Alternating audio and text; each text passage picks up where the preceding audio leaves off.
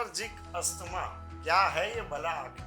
जैसे अस्थमा यानी हम लोग बोलते हैं सांस लेने में दिक्कत होना। अब ये सांस लेने में जो दिक्कत होती है वो अगर किसी चीज की आपको एलर्जी है उसकी वजह से होती है तो उसको हम बोलते हैं एलर्जी का।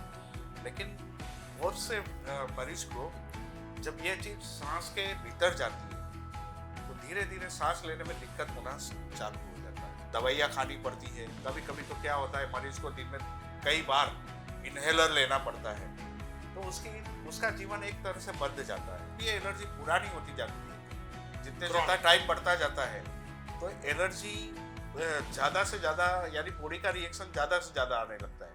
तो शुरुआत में जो केवल नाक से पानी आँख मुंह से छींके धीरे धीरे खांसी आने लगती है और फिर धीरे धीरे धीरे सांस लेने में भी दिक्कत होने लगती है।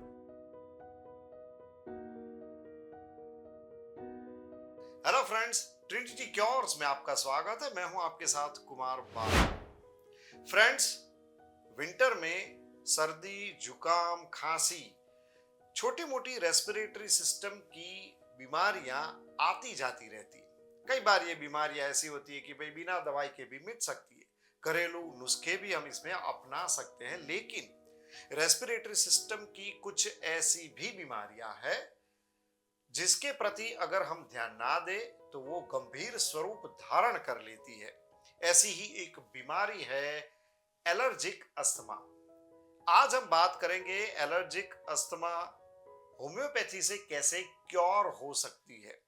इसके लिए आज हमारे साथ जुड़े हैं ट्रिनिटी क्योर्स के डॉक्टर अजीत सिंह राजपूत। तो चलिए आज का पॉडकास्ट शुरू करते हैं एलर्जिक अस्थमा को लेकर।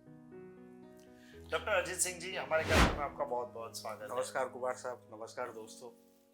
सर, एलर्जिक अस्थमा क्या है ये भला आखिर? कि भाई ये एलर्जी भी है, अस्थमा भी है, क्या दो चीजों का कॉम्बिनेशन है, क्या है ये? आप इसको ऐसे ही समझ लीजिए जैसे अस्थमा यानी हम लोग बोलते हैं सांस लेने में दिक्कत होना। अब ये सांस लेने में जो दिक्कत होती है वो अगर किसी चीज की आपको एलर्जी है उसकी वजह से होती है तो उसको हम बोलते हैं एलर्जिक अस्थमा। तो एलर्जिक अस्थमा ये अलग अलग चीज नहीं है, दोनों जुड़ी हुई चीज है। कई बार ऐसा होता है कि पेशेंट को एलर्जी होती है तो केवल उसको जैसे शरीर में खुजली आती है। कभी किसी चीज की एलर्जी होती है जैसे धूल, धुआं, किसी को परफ्यूम या स्ट्रॉन्ग स्मेल कोई भी होती है तो उसकी भी एलर्जी होती है। तो जैसे ही पेशेंट उसके कांटेक्ट में आता है तो या तो उनको आंखों से पानी आना, छींके आना, नाक से पानी गिरना, आंखों में खुजली आना, शरीर पे कभी खुजली आना, ये सारी चीजें होती है। लेकिन बहुत से मरीज को जब ये चीज सांस के भीतर जाती है तो धीरे धीरे सांस लेने में दिक्कत होना चालू हो जाता है। उसको हम एलर्जिक अस्थमा बोलते हैं। सर, मैंने अस्थमा के बारे में सुना है जिसे आमतौर पे दमा भी कहा जाता है। तो एलर्जिक अस्थमा और अस्थमा क्या एक है या अलग अलग? नहीं, ये दोनों बीमारियां अलग है। दोनों में होती एक ही चीज है कि सांस लेने में दिक्कत होती है मरीज को। ये जो अस्थमा होता है या दमा होता है जिसको हम सामान्य दमा बोलते हैं वो फेफड़े की कोई भी बीमारी की वजह से भी हो सकता है। कभी जैसे टीबी बहुत ज्यादा हो, कभी फेफड़ों की नलियों में सूजन आ जाती है बहुत सारी बीमारियों की वजह से, तो उसकी वजह से पेशेंट को सांस लेने में दिक्कत होती है तो उसको हम दमा बोलते हैं। लेकिन जब ये सांस लेने में दिक्कत किसी एलर्जी की वजह से होती है तब उसको एलर्जिक अस्थमा बोला जाता है। सर, एलर्जिक अस्थमा होने के मुख्य रूप से कौन कौन से कारण देखने को मिलते हैं? एलर्जिक अस्थमा मुख्य रूप से आपको जैसे वातावरण में पाई जाने वाली चीजें, मोस्टली जैसे धूल है, धुआं है, बहुत से लोगों को जैसे कॉटन जिसको बोलते हैं कि छोटे छोटे कपड़ों के कण।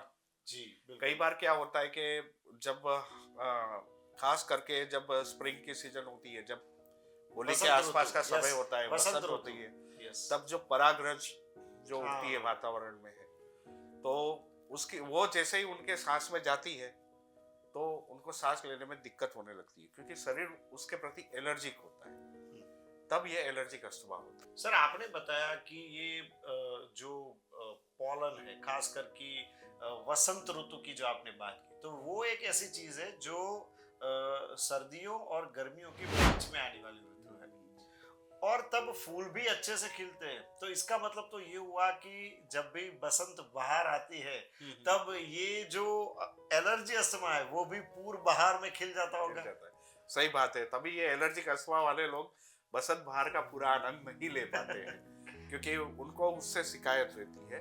तो हम एलर्जिक अस्थमा वाले मरीज को यही बोलेंगे कि आप इसके लिए होम्योपैथिक दवाई लीजिए, क्योंकि होम्योपैथी में एलर्जिक अस्थमा पूरी तरह से जड़ से मिटता है। और जो मरीज को इसके लिए जो दवाइयाँ खानी पड़ती है, कभी कभी तो क्या होता है मरीज को दिन में कई बार इनहेलर लेना पड़ता है, तो उसका जीवन एक तरह से बंध जाता है। वो उसको कई तरह की सावधानियां रखनी पड़ती है। कहीं पे भी बाहर जाता है तो उसको प्रिकॉशन रखना पड़ता है, खाना पीना या चेहरा अच्छे से ढके ताकि सांस में चीजें दूसरी ना जाए। तो एक जीवन उनका एक बंध जाता है जिसको हम बोलते हैं। तो फिर वो बसंत का पूरी तरह से आनंद नहीं नहीं ले ले सकता। तो हम मरीज को यही बोलेंगे कि आप होम्योपैथी दवाई लीजिए, जिससे आप ये जो मौसम की जो एकदम शानदार घटना है और जो फूल खिलते हैं और बाहर का आप पूरा आनंद ले सकें। तो सर इसका मतलब ये हुआ कि होम्योपैथिक ट्रीटमेंट के बाद मरीज जो है इन सब चीजों का आनंद ले सकते हैं। ट्रीटमेंट की बात हम डेफिनेटली करेंगे, लेकिन उसके पहले मुझे एक सवाल मेरे जहन में आया कि भाई स्किन की भी एलर्जी होती है, तो क्या कोई दूसरी एलर्जी हो शरीर में और एलर्जिक अस्थमा भी हो, तो क्या दूसरी किसी एलर्जी की वजह से एलर्जिक अस्थमा बढ़ सकता है? बिल्कुल। हमने कुमार साहब कितनी बार देखा है बहुत से मरीजों में कि जिनको एलर्जी होती है बहुत सालों से, तो जब भी उनको जिस चीज की एलर्जी होती है उनके संपर्क में जब आते हैं तो उनको या तो खुजली आती है, केवल शरीर पे रेसिस हो जाते हैं, या तो फिर कभी ऐसा होता है कि नाक से पानी गिरता है, छींकें आती है, या ज्यादा आंखें लाल हो जाती है। लेकिन जब ये एलर्जी पुरानी होती जाती है, मरीज अक्सर उस समय क्या है कि एलर्जी की दवाई ले लेते हैं तो उनको उस समय सही हो जाता है। तो मरीज को भी ऐसा लगता है कि ठीक है, हमको अच्छा हो गया है, हमको दवाई लेने की जरूरत नहीं है। पर कभी बहुत सी बार, कभी नहीं, हमने अक्सर देखा है कि जब ये एलर्जी पुरानी होती जाती है, जितने ज्यादा टाइम बढ़ता जाता है, तो एलर्जी ज्यादा से ज्यादा, यानी बॉडी का रिएक्शन ज्यादा से ज्यादा आने लगता है। तो शुरुआत में तो केवल नाक से पानी, मुंह से छींके, धीरे धीरे खांसी आने लगती है और फिर धीरे धीरे सांस लेने में भी दिक्कत होने लगती है। तब ये एलर्जिक अस्थमा का भी रूप ले सकती है। ओके, तो किसी भी मरीज को अगर अपने आप एनालिसिस करना है या जज करना है, तो उसको ये कॉमन सिम्टम याद रखने हैं जो आपने बताए। आप जरा फिर से एक बार हमारे दर्शकों को बताएं ताकि हम मरीज कोई को भी यही इंसान वो कहना जाने। चाहते हैं। जी बिल्कुल, हम मरीज को यही कहना चाहते हैं कि अगर आपको किसी भी चीज की अगर एलर्जी लगती है, जैसे आपको शरीर पे खुजली आती है, रेसिस होते हैं, नाक से पानी गिरना चालू होता है, छींकें आती है, आंखों में खुजली आती है, आंखें लाल हो जाती है, या फिर गले में खिंच या खराश लगती है, और लेकिन आपको अगर सांस लेने में दिक्कत नहीं हो रही है, तो आप तुरंत ही होम्योपैथिक दवाई लीजिए, क्योंकि ये तकलीफ बढ़े उसके पहले ही आप इलाज कीजिए ताकि वो एलर्जिक अस्थमा में कन्वर्ट ना हो, क्योंकि एलर्जिक अस्थमा में कन्वर्ट होने के बाद मरीज को काफी दिक्कतें होती है। सर, तो किसी भी इंसान को मान लो कि ये प्रॉब्लम हो गया है, एलर्जिक अस्थमा लागू हो गया है, शुरुआत हो गई, उसको अपनी लाइफस्टाइल में कुछ चेंजेस लाने होंगे, डाइट, रिजाइम, आहार विहार जिसकी हम बात करते हैं। कुमार साहब, जैसे हमारी होम्योपैथी दवाई काम करती है, अधिकतर आम लोग बोलते हैं ऐसे ही है कि जैसे रोग प्रतिकारक शक्ति बढ़ाती है। जैसे मैंने मेरे एलर्जी वाले पिछले वीडियो में भी मैंने कहा था कि आपका शरीर इन चीजों को बर्दाश्त नहीं कर पा रहा है। जिस चीज की भी एलर्जी है, जैसे धूल है, धुआं है, कुछ भी हो, हाउस डस्ट हो, हाउस माइट हो, डस्ट माइट हो, तो बॉडी उसके सामने रिएक्ट करता है। तो ये जो रिएक्शन आता है वो या तो शरीर में खुजली आना, नाक से पानी गिरना, आंखों में खुजली आना, आंख से पानी गिरना, छींके आना, ये सारा रिएक्शन है बॉडी का। तो होम्योपैथी दवाई जब हम लोग देते हैं तो होम्योपैथी दवाई शरीर को मजबूत करती है, यानी आपकी इम्यून सिस्टम, आपकी रोग प्रतिकारक शक्ति को मजबूत करती है। तो शरीर इन सब चीजों को अच्छे से बर्दाश्त कर लेता है, तो उसको कोई कठिनाई नहीं होती है। अगर बॉडी उसको बर्दाश्त कर लेती है तो बॉडी उसके सामने कोई रिएक्शन नहीं देती है। तो होम्योपैथी का तरीका यही है, अपने रोग प्रतिकारक शक्ति बढ़ाना।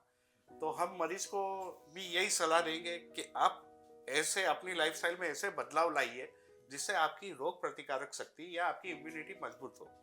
जैसे अच्छे से नींद लो, ठीक है, अच्छे से नियमित एक्सरसाइज करो, योगा प्राणायाम काफ़ी इसमें हेल्प करता है। और सीधी सी बात है, खाना पीना अगर आपका एकदम अच्छे से चलता है, हेल्दी चलता है, तो आपकी बॉडी की इम्यूनिटी एकदम स्ट्रॉन्ग रहती है।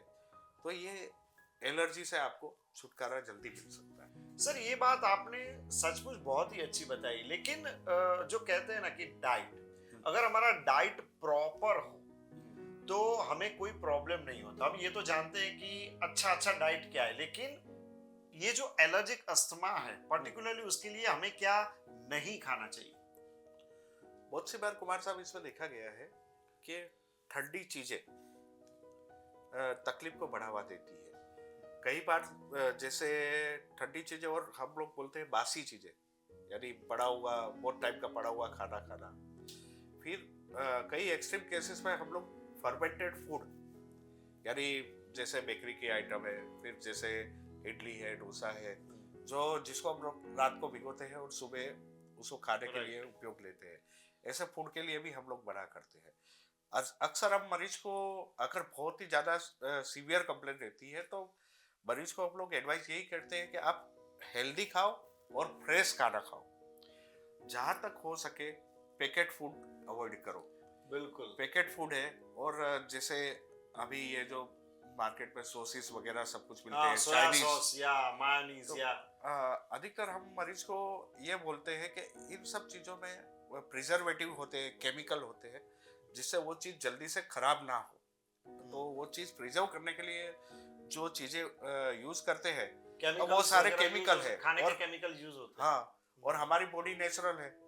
तो कई बार ऐसा होता है कि हमारी बॉडी नेचुरल चीज़ों को एक्सेप्ट करती है, लेकिन ये केमिकल को एक्सेप्ट नहीं कर पाती है, तो भी उसका एलर्जिक रिएक्शन या वो भी ट्रिगर फैक्टर बन सकते हैं इसमें। तो कई मरीजों में ये चीज़ हमने देखी है। तो सर इसका मतलब तो ये हुआ कि फर्मेंटेड आइटम जो भी आथे वाली है, और जो फ्रीज कोल्ड है, ठंडी आइटम, मतलब मेरे ख्याल से फ्रीज कोल्ड शायद इसमें रेस्पिरेटरी सिस्टम में तो ज्यादा इफेक्ट करेगी। और आपने सोया सॉस वगैरह की बात की, तो जो चाइनीज फूड लवर है उनको तो चाइनीज फूड मेरे ख्याल से छोड़ देना पड़ेगा। हाँ, अगर आप पूरी तरह से ठीक होना चाहते हो तो एक बार ठीक होने के बाद आप चाइनीज खा सकते हो, ज्यादा नहीं लेकिन खा जरूर सकते हो। लेकिन जब तक ठीक नहीं होते तब तक आप ये चीजों को अवॉइड कीजिए। अच्छा सर, बात ट्रीटमेंट की करें तो बरसों से देखते आ रहे कि लोग वो पंप जो होता है, इनहेलर होता है, उनका यूज करते हैं। तो पंप की नौबत आए उसके पहले अगर होम्योपैथी ट्रीटमेंट शुरू कर दी जाए तो क्या हम पंप लेने से बच सकते हैं, या जिनको पंप शुरू हो चुका है उनका पंप छुड़वाया जा सकता है? ये दोनों चीजें आप मुझे बिल्कुल बिल्कुल। इस पे कई बार जब मरीज हमारे पास आते हैं तब वो ऑलरेडी दिन में कितनी बार पंप का यूज करते हैं। खास करके जैसे आपने ये बताया कि बसंत वाली सीजन, दिवाली के आसपास, जब मॉनसून से जब ठंड में कन्वर्ट होता है हमारा सब, और होली के आसपास, तो इन समय में क्या है कि अक्सर मरीज को पंप ज़्यादा लेना पड़ता है। तो जैसे ही हम लोग होम्योपैथिक ट्रीटमेंट स्टार्ट करते हैं, पंप लेने की फ्रीक्वेंसी उनकी धीरे धीरे कम होती जा रही है। जैसे दिन में अगर वो 4 बार लेना पड़ता है उनको, तो धीरे धीरे 3 बार, 2 बार, इस तरह से उनको अच्छा होने लगता है। थोड़े टाइम बाद उनको पंप लेने की जरूरत नहीं पड़ती है, केवल दवाई से ही उनका काम चल जाता है। थोड़े टाइम बाद वो दवाइयाँ भी उनकी सारी छूट जाती है। क्या बात, केवल होम्योपैथी दवाई से ही पूरी चीज़ कंट्रोल में आ जाती है। जब हमको भी लगता है कि अब बीमारी पूरी तरह से कंट्रोल में है, तो हम लोग भी हमारी दवाई धीरे धीरे बंद करवा देते हैं और मरीज को बोलते हैं कि अब आप आराम से अपना जीवन जिए। क्या बात है सर। तो इसका मतलब ये हो, कोई अगर आप एक प्रॉपर वे से आगे बढ़ो, तो ये बीमारी ठीक हो सकती है। लेकिन एक और चीज मुझे थोड़ी सूझी कि भाई हमारी जो ब्रीदिंग है वो हमारे मन के साथ भी जुड़ी है। कई बार हम जब टेंशन में होते हैं या क्रोधित हो जाते हैं तो हमारी सांस जो है वो थोड़ी तेज हो जाती है। तो क्या साइकोलॉजिकल फैक्टर्स एलर्जिक अस्थमा में कितना रोल प्ले करते हैं? जी साहब, ये एलर्जिक अस्थमा में ये एक ट्रिगर फैक्टर है, इमोशनल डिस्टरबेंस। ओके। क्योंकि कई बार मरीज ये ट्रिगर फैक्टर को लेके हमारे पास आता है कि चलो खाने पीने से तो दिक्कत है, लेकिन अगर उसको किसी चीज का स्ट्रेस आ गया, जैसे बहुत से लोगों को एग्जाम का स्ट्रेस आता है या इंटरव्यू का स्ट्रेस आता है, या फिर उनके साथ उनके जीवन में कुछ ऐसा इमोशनल कुछ भी हो गया, तो वो लोग एकदम से डिप्रेस होते हैं और अस्थमैटिक अटैक उनको स्टार्ट हो जाता है। तो ये इन सारी चीज़ों के लिए होम्योपैथी में बहुत बढ़िया दवाई है। क्योंकि होम्योपैथी, जैसे मैंने आपको मेरे पहले वीडियो में बताया था कि वो हेल्दी ह्यूमन बीइंग पे प्रूव की जाती है, और हम लोगों के जो मन के जो लक्षण है वो अच्छे से हम लोग रिकॉर्ड करते हैं, और उसको उसके ऊपर से हम लोग दवाइयाँ भी देते हैं। तो जब भी मरीज हमारे पास इस तरह के इमोशनल डिस्टर्बेंस या स्ट्रेस लेके आता है और वो अस्थमा का ट्रिगर फैक्टर होता है, तो होम्योपैथी में उसके लिए हमारे पास बहुत बढ़िया दवाई होती है और 100% रिजल्ट मिलता है उसमें। लेकिन सर आजकल तो मुझे लगता है कि भाई हर किसी को कहीं ना कहीं छोटी मोटी स्ट्रेस टेंशन रहती ही है। तो इसका मतलब ये हुआ कि एलर्जिक अस्थमा है उसमें भी कहीं ना कहीं मेंटल ट्रॉमा या स्ट्रेस या टेंशन जो है वो जुड़ा हुआ ही है। तो एलर्जिक अस्थमा के साथ साथ अगर ये स्ट्रेस या मेंटल ट्रॉमा की भी दवाई दी जाए तो तुरंत रिजल्ट मिल सकता है, क्या ऐसा पॉसिबल है? बिल्कुल, इसलिए होम्योपैथी में ये तकलीफ जड़ से मिटती है, क्योंकि हम लोग यही मानते हैं कि शरीर और मन दोनों एक दूसरे से जुड़ा हुआ है, और कोई भी बीमारी सबसे पहले आपके मन को विचलित करती है, उसके बाद ही वो आपके शरीर को विचलित करती है। तो बीमारी का मन और शरीर दोनों के साथ रिश्ता होता है, और हम उसी को समझते हैं। इसलिए हम आपको समझते हैं, व्यक्ति को समझते हैं। बीमारी के साथ व्यक्ति के लक्षण भी हम लोग देखते हैं कि आपका स्वभाव कैसा है, आपके शरीर की तासीर कैसी है, बीमार होने के बाद आपके शरीर में और आपके मन में या आपके स्वभाव में क्या क्या फर्क आया है, वो सभी हम लोग नोट करके उसी के ऊपर से हम लोग दवाई देते हैं होम्योपैथी। इसीलिए बीमारी आपकी बिल्कुल जड़ से मिटती है। क्या बात है सर, आज एलर्जिक अस्थमा के बारे में आपने बहुत ही अच्छी बातें बताई। मुझे लगता है कि हमारे जो दर्शक हैं उनको इसमें से काफी जानकारी मिली होगी, और डेफिनेटली उनको लगा होगा कि भाई पूरी जिंदगी पंप तो या इनहेलर तो नहीं लेना चाहिए।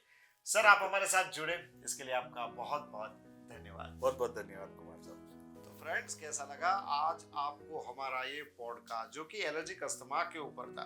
भाई होम्योपैथी दवाई अगर आप शुरू में ही शुरू करते, किसी भी डिजीज की बात है, सिर्फ एलर्जिक अस्थमा की बात नहीं, कोई भी प्रॉब्लम हो, अगर आप इनिशियल स्टेज पे होम्योपैथिक दवाई शुरू करें तो आप आगे होने वाले जो भी कॉन्सिक्वेंसेस है, चाहे वो कोई क्रॉनिक डिजीज की हो या फिर कोई सर्जिकल प्रोसीजर की हो, उससे आप बच सकते हैं, ऐसा मुझे तो लग रहा है। फ्रेंड्स फिर मिलेंगे ट्रिनिटी क्योर्स में एक नए सब्जेक्ट के साथ, तब तक के लिए अलविदा।